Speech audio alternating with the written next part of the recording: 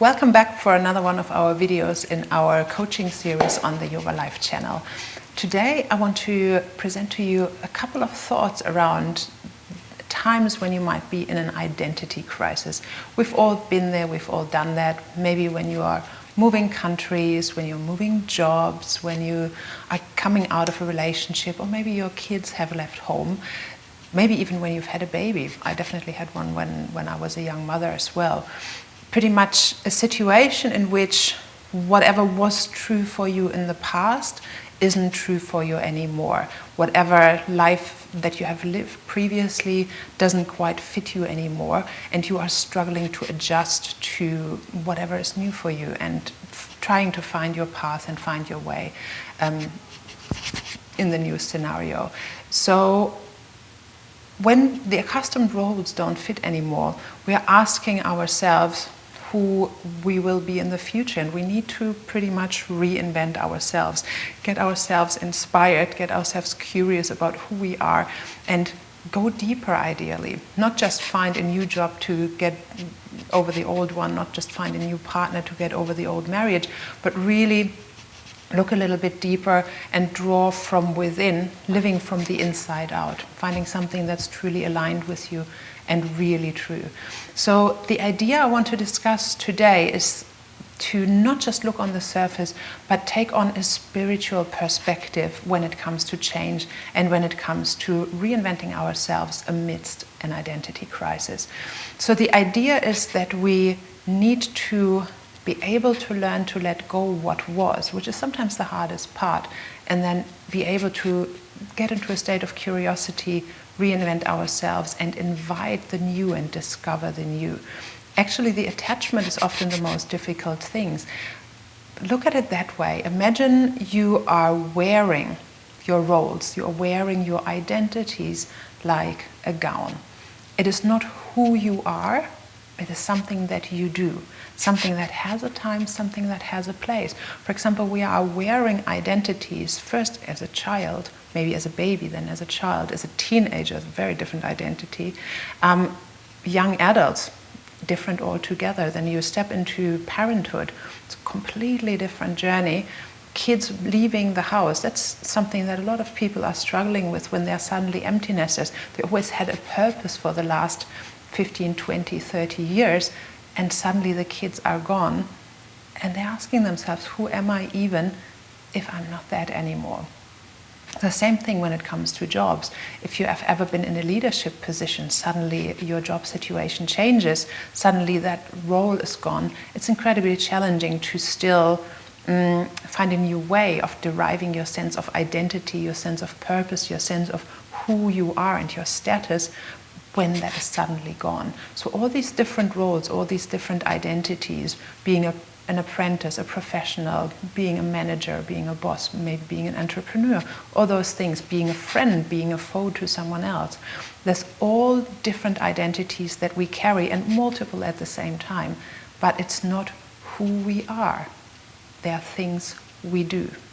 But these I am statements, like I am a manager, I am a nurse, I am, I don't know, a yoga teacher, I am a life coach. I used to be a manager, and that was a big shift for me to step out of that and find who I am and how to present myself and how to have the same level of motivation and engagement with the people I was working with when I wasn't that anymore. So the risk in those roles, in those identities, is that we are becoming attached to them, that we are not seeing that it's just something that we are wearing, but that we think that this is who we are.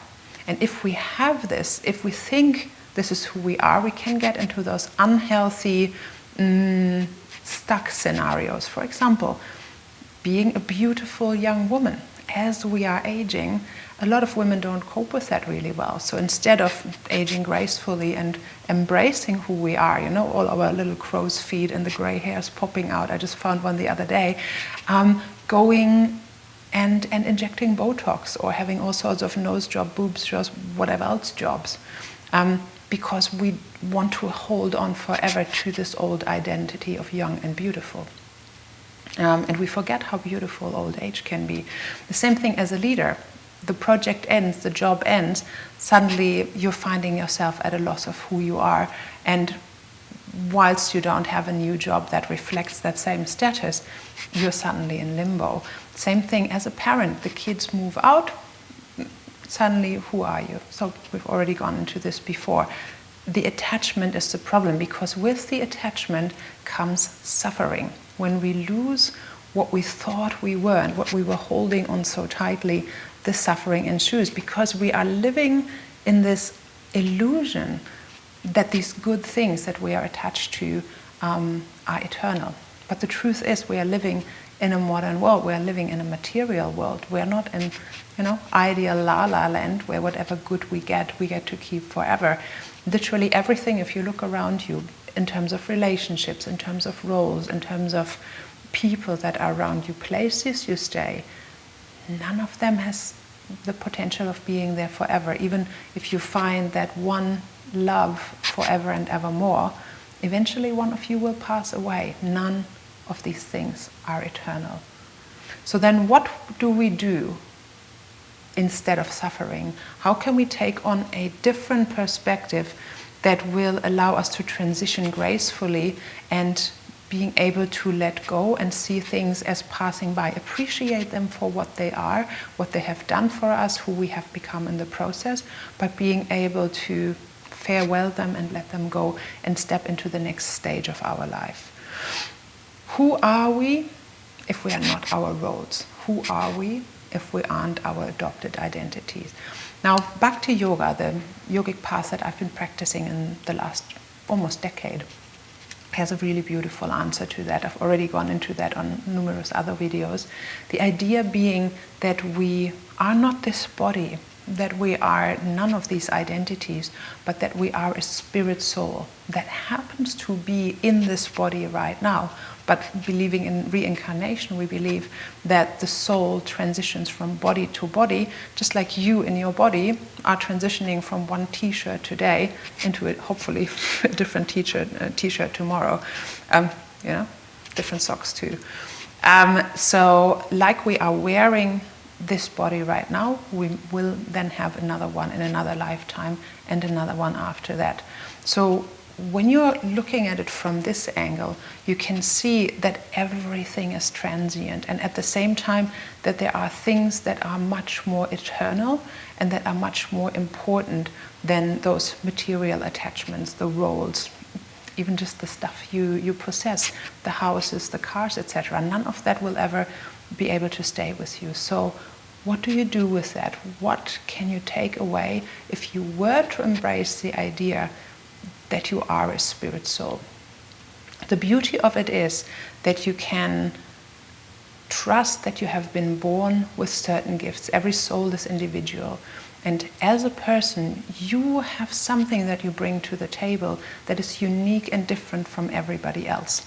So the really interesting journey is to look inwards and start to look, what are your unique gifts? Some people are born to be parents and they are just incredibly nurturing. So when the kids are out of the house, who says they can't continue nurturing? Who says they can't serve the community? They can't be out there looking after other people's kids or embracing? I've got a friend who is like the mother to all, and she's the most wonderful person in the world, who always cares for everyone and nurtures everyone.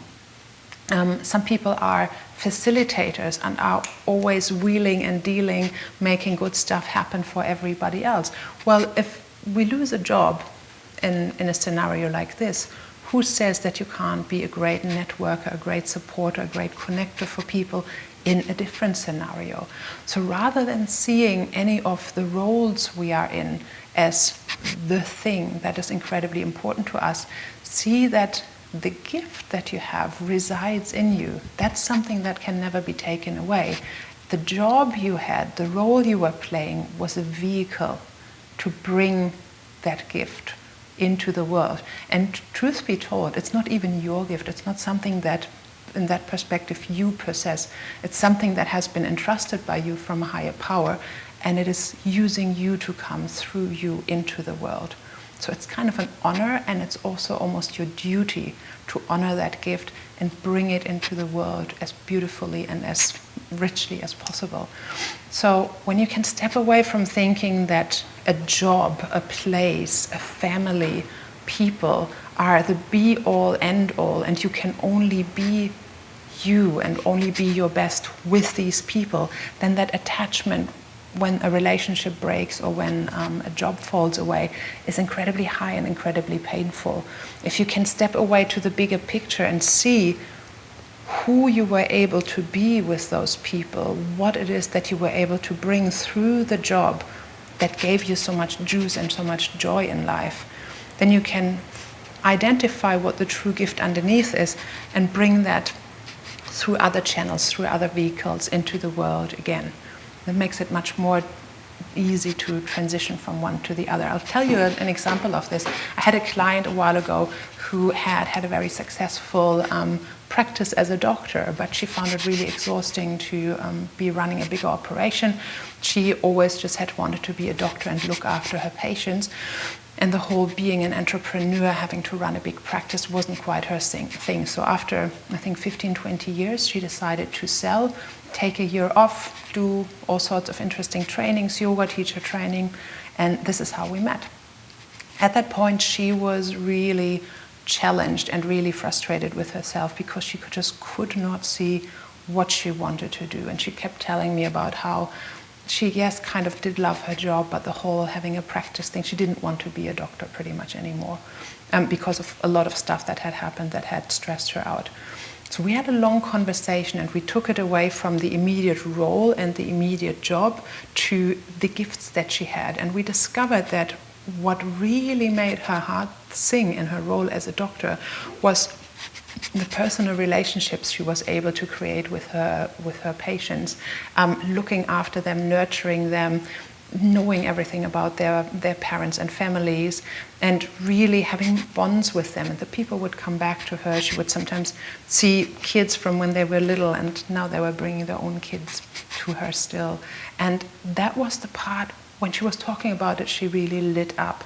It wasn't the technicalities, it wasn't the being an entrepreneur, it was the human element of it.